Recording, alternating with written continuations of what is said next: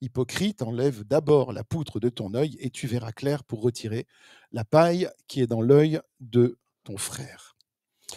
On va continuer avec une histoire d'arbre très intéressante. Un bon arbre ne porte pas de mauvais fruits, ni un mauvais arbre de bons fruits. En effet, chaque arbre se reconnaît à son fruit. On ne cueille pas des figues sur des ronces et on ne vendange pas des raisins sur des ronces. L'homme tire de bonnes choses du bon trésor de son cœur et celui qui est mauvais tire de mauvaises choses du mauvais trésor de son cœur. En effet, sa bouche exprime ce dont son cœur est plein. Alors, ce matin, je voulais avec vous partager, on a deux réflexions ici dans cette presque parabole, une réflexion sur le regard, en fait, la manière dont nous regardons et dont nous percevons les autres, dont nous percevons le monde, cette manière dont comment est-ce que nos yeux voient, comment est-ce que notre cœur nous permet aussi de voir les choses. Qu'est-ce qu'il y a dans nos cœurs qui nous permet de voir d'une façon ou d'une autre. L'image de l'arbre aussi et de ses fruits, quels sont les signes visibles d'un cœur transformé ici. Et je voulais ce matin donner ce titre justement de voir dans les yeux de Jésus. Il y avait une très belle émission, je ne sais plus si ça existe encore, dans les yeux d'Olivier ou quelque chose comme ça vous dit quelque chose? J'avais une fois regardé ça, je trouvais ça très très beau, justement, la compassion qu'il avait, cet homme, dans ses émissions, je trouvais que c'était assez incroyable de faire ça. Je crois qu'il était le seul à le faire. Il allait voir des gens qui vivaient des difficultés, qui passaient par des moments très très difficiles, et on sentait qu'il avait la compassion et qu'il pleurait avec eux. Il était avec eux. Et il ressentait ce qu'ils ressentaient. Et il nous faisait ressentir aussi les difficultés, les souffrances des personnes qu'il pouvait rencontrer. Et, et là, Jésus vient, effectivement, là, il vient pour changer notre regard. Il nous propose, il ne nous oblige pas à le faire, il nous propose de changer notre regard. Et ce regard, je l'intitulerai de l'aveuglement à la lumière. Jésus commence par une évidence frappante. Un aveugle peut-il conduire un autre aveugle? Non, c'est difficile. Ils tomberont tous deux dans un trou. Et c'est vraiment une parole forte. Et pourtant, elle ne concerne pas seulement la vue physique, le fait de voir avec nos yeux. Jésus parle d'une autre cécité plus profonde. Il parle de celle du cœur et de celle de l'esprit. Il parle de ces aveugles qui croient voir et qui restent enfermés dans leur propre jugement, dans leur certitude, qui cherchent sans chercher à voir au travers de ses yeux à lui. Et il s'adresse à ses disciples qui connaissent déjà la parole. Il s'adresse à ceux à qui il a déjà parlé.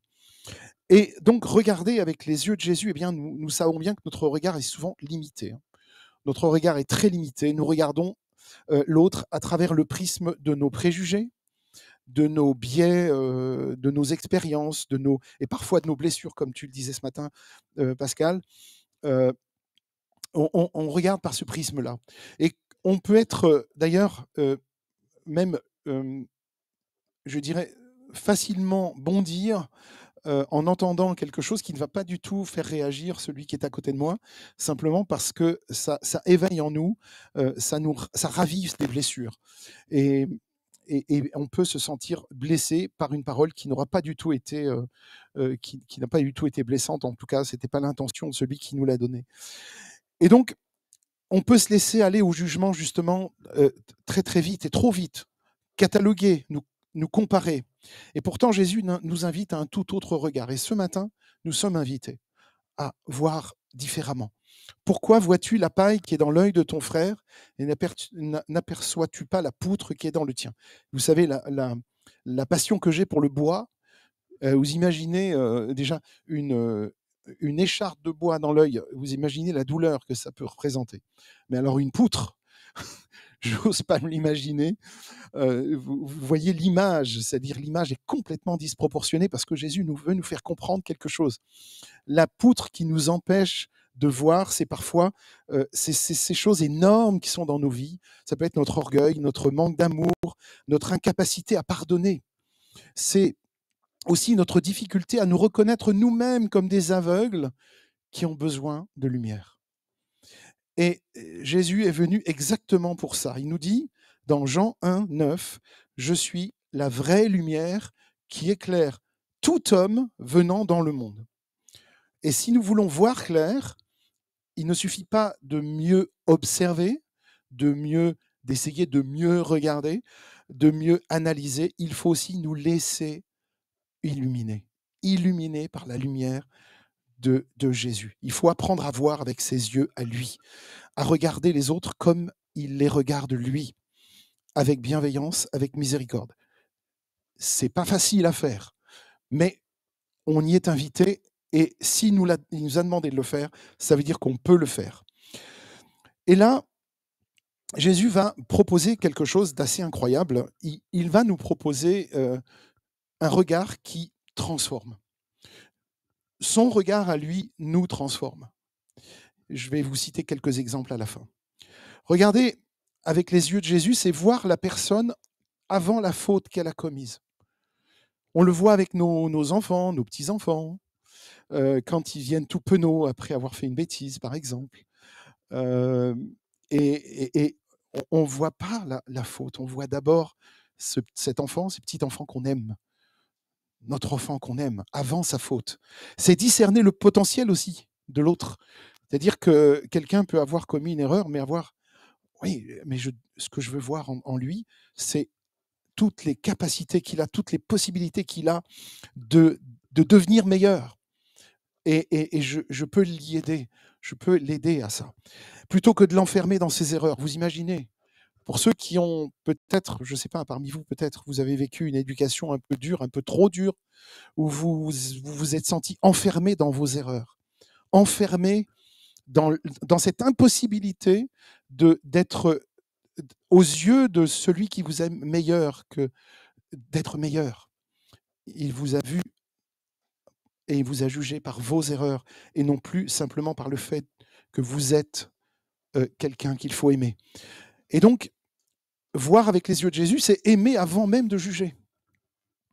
C'est aussi apprendre à voir en nous-mêmes ce qui doit changer. C'est-à-dire qu'il y a quelque chose de simple à faire. Quand je veux faire un reproche à quelqu'un ou juger quelqu'un, je dois toujours me poser la question, qu'est-ce que moi je dois apprendre? Qu'est-ce que moi je dois changer avant? Et reconnaître humblement ce qui nous empêche d'aimer pleinement. Et on a du mal parfois à le discerner. Qu'est-ce qui m'empêche d'aimer cette personne? Ce serait bien de se poser la question. Qu'est-ce qui m'empêche d'aimer la personne que j'aime? C'est aussi apprendre à voir en nous-mêmes ce qui doit changer. Parce que celui qui veut conduire quelqu'un doit aussi, lui, être conduit. Celui qui veut guider quelqu'un, vous imaginez un guide de montagne, on le suit aveuglément, le guide des montagnes, parce que lui, il sait comment faire. Mais lui, avant ça, il a appris comment faire. Il sait comment faire. Et nous ne pouvons pas éclairer les autres si nous, on ne se laisse pas éclairer. Ça n'aurait aucun sens. Aucun sens, mes amis. Et nous ne pouvons pas aimer comme Jésus aime si nous ne nous laissons pas aimer par lui. Ça aussi, c'est tellement important. Parfois, vous savez, on peut se voir comme des serpillères. Soi-même, c'est nous qui nous voyons comme des serpillères. Jésus nous aime et il nous le montre. Il nous montre à chaque instant dans nos vies. Il suffit d'ouvrir l'évangile pour se rendre compte à quel point il nous aime. Comment prétendre retirer une paille de l'œil de son frère alors qu'une poutre nous obstrue la vue? C'est-à-dire que on est même empêché de voir le problème chez l'autre parce qu'on a quelque chose devant les yeux qui est beaucoup trop gros. Donc, il faut d'abord la retirer. Et Jésus nous rend service, vous savez. Il nous rend service en disant, retire d'abord la poutre, d'abord tu auras moins mal, et ensuite tu vas voir beaucoup mieux. Mais si tu gardes cette poutre en permanence devant ton œil, ta vue est complètement faussée, complètement obstruée.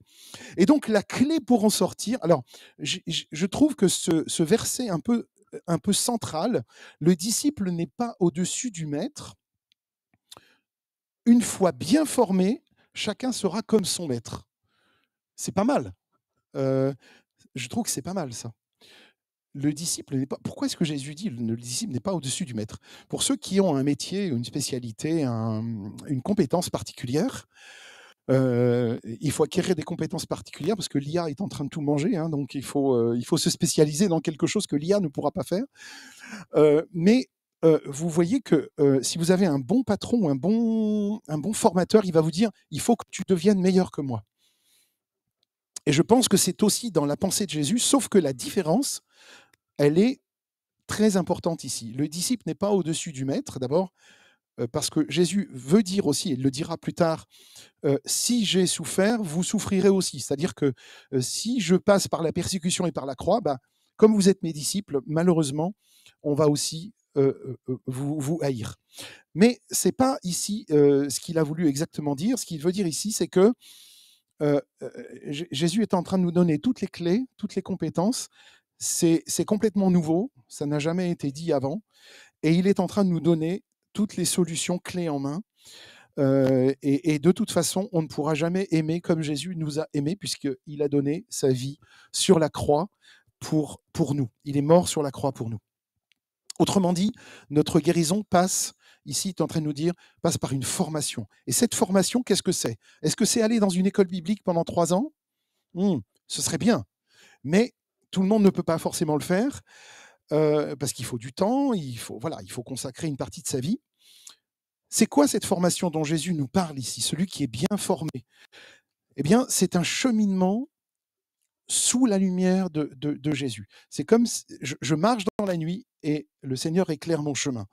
C'est pas seulement apprendre intellectuellement, c'est se laisser former en profondeur, se laisser transformer. Et Jésus lui-même nous donne un exemple saisissant de ce processus avec les disciples d'Emmaüs. C'est très, très intéressant. Vous savez, quand les disciples d'Emmaüs marchent, Jésus est mort, ils ne savent pas encore qu'il est ressuscité, et ils s'interrogent. Ils se disent, mais où est-ce qu'il est passé, Jésus? Est-ce que toi, tu as une idée d'où il peut être? Et Jésus vient, donc ils ne savent plus où ils sont perdus.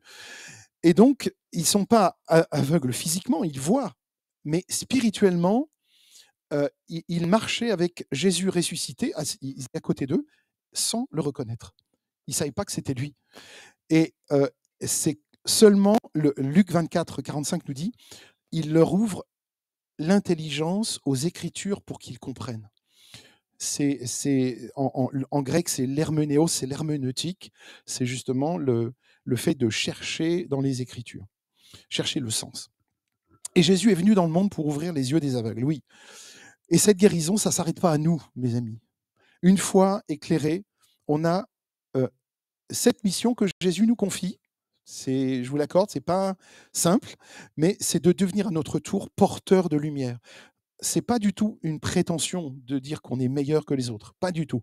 C'est puisque j'ai été éclairé, j'ai envie que les autres aussi connaissent et soient éclairés. Ésaïe 42, 6 à 7, je t'ai établi comme lumière des nations pour ouvrir les yeux des aveugles, pour faire sortir les captifs de leur prison.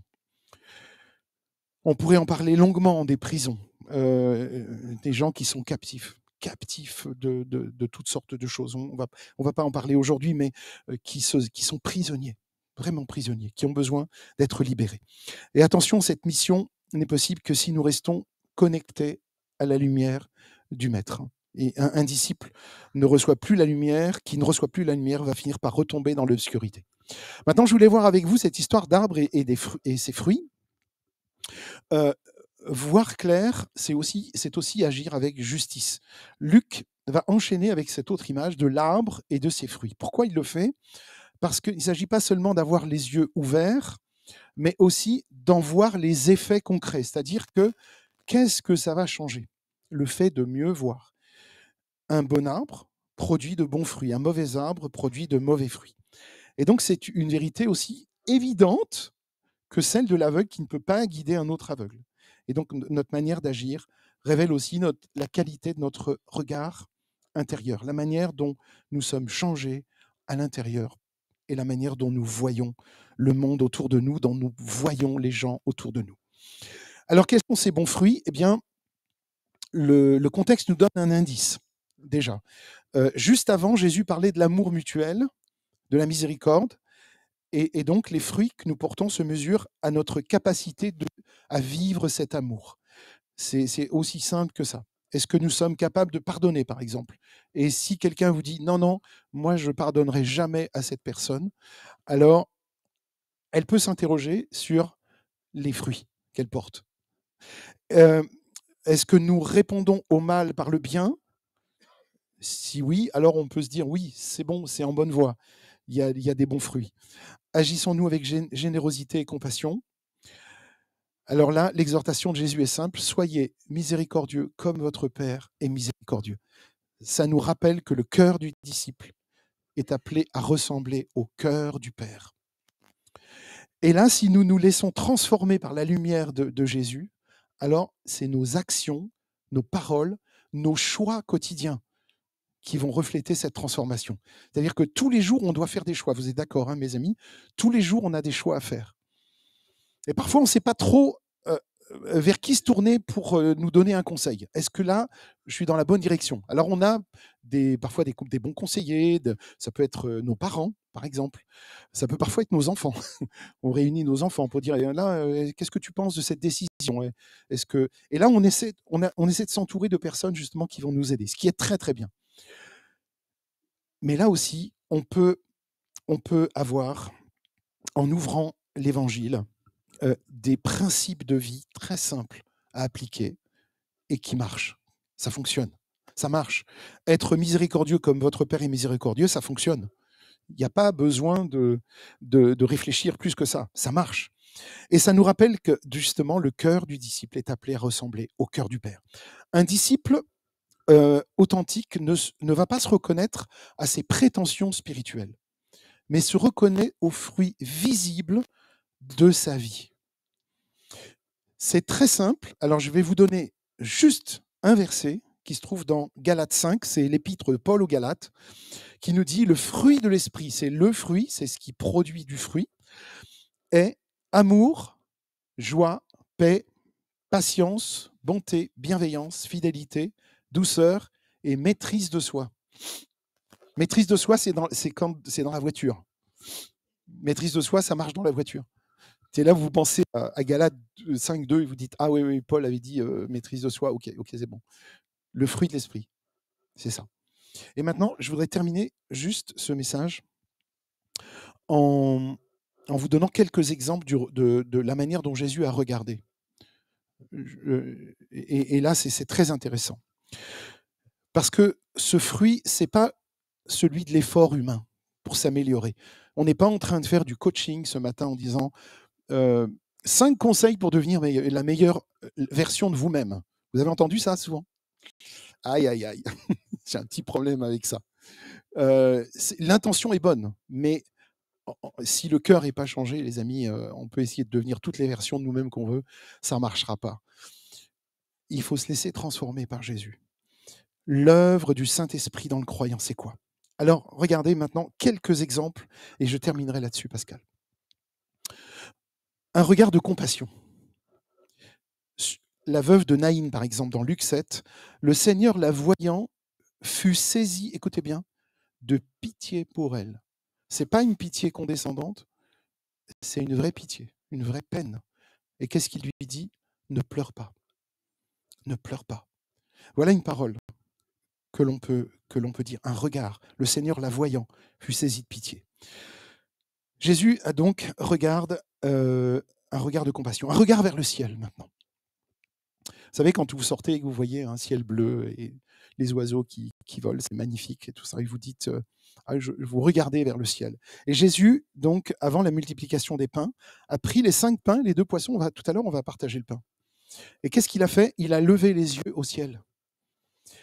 Et il bénit. Il rompit le pain, en donna aux disciples pour qu'il les distribue à la foule. Donc il essayait d'accrocher le regard de son Père. Il regardait vers le ciel. Et c'est bien pour nous aussi parfois on regarde un peu trop nos chaussures, on est un peu déprimé comme ça, mais dès qu'on lève les yeux au ciel et qu'on regarde au Seigneur, on regarde à Jésus et ça va tout de suite beaucoup mieux. Et c'est pas magique ce que je dis, c'est vraiment ça marche parce que on dit Jésus viens dans mon cœur, viens m'interpeller. Il y a aussi ce regard qui transforme. Pas longtemps, on avait parlé de Zachée. C'est super. À Aventure Formation, on a parlé de Zachée. Zachée dans son arbre. Zachée grimpe dans un sycomore parce qu'il est de petite taille et il veut absolument voir Jésus, mais il y a trop de monde, la foule. Lui, il peut pas. Il est obligé de sauter pour regarder, pour voir où est Jésus. Et quand Jésus arrive à l'endroit, au pied de l'arbre du sycomore, qu'est-ce qu'il fait? Il lève les yeux et il a un regard pour Zachée. Et il lui dit: «Zachée, descends vite», pas pour lui faire des reproches parce qu'il a piqué dans la caisse, mais: «Descends vite, aujourd'hui, il faut que j'aille demeurer dans ta maison». Zéro reproche. Un regard d'amour, de simplicité, de gentillesse. Et là, ils vont discuter. Et c'est Zachée lui-même qui va dire: «Oui, j'ai volé à plein de gens, mais je vais leur rendre 4 fois plus». C'est Zachée qui fait cette démarche, c'est pas Jésus. Jésus ne lui a pas demandé de le faire. Mais son regard perçant, son regard d'amour a suffi pour faire changer l'autre. Alors, il y a aussi un regard qui observe. Ça, c'est aussi intéressant chez Jésus, ce regard qui balaye et qui observe la foule qui met ses offrandes dans le temple, et levant les yeux, il vit les riches mettre leurs offrandes dans le tronc à offrande. Je ne dis pas ça parce que c'est le jour des offrandes, mais c'est juste qu'il va voir aussi cette personne qui a juste une toute petite pièce et qui a mis sa pièce dans le tronc. Et il a vu cette personne, il a vu le cœur de cette personne. Regard vers ses disciples avant de prononcer son grand sermon d'ouverture en Luc 6. Alors, levant les yeux sur ses disciples, il disait: Heureux, vous les pauvres, car le royaume des cieux est à vous. Il y a tellement de regards, mais je voudrais vous donner le dernier regard. J'en ai encore d'autres, mais le dernier, Pascal. Le regard de la croix, depuis la croix. Depuis l'endroit où il était cloué, il avait les bras écartés, les mains, les bras cloués, les pieds cloués. Il ne pouvait absolument pas bouger. La seule chose qu'il pouvait faire, c'était regarder. Et qu'est-ce qu'il a fait? Il a penché son regard sur Marie. Jésus, voyant sa mère auprès d'elle, le disciple qu'il aimait, il dit à sa mère: Femme, voici ton fils. Le regard de Jésus sur nous aujourd'hui, c'est un regard d'amour. C'est un regard qui nous dit: reviens à la maison. Il y a de la place pour toi. Ou viens à la maison. Et c'est pas seulement ici, la maison du Seigneur, c'est pas là. La maison du Seigneur, c'est beaucoup plus que ça. C'est aussi dans le cœur. Voilà ce que je voulais partager avec vous. Et notre regard, mes amis, ça va faire tellement du bien si on arrive à voir comme Jésus voit. On a bien fait voir dans les yeux d'Olivier, on peut bien faire voir dans les yeux de Jésus, c'est encore mieux. Voilà, je vous invite à la prière.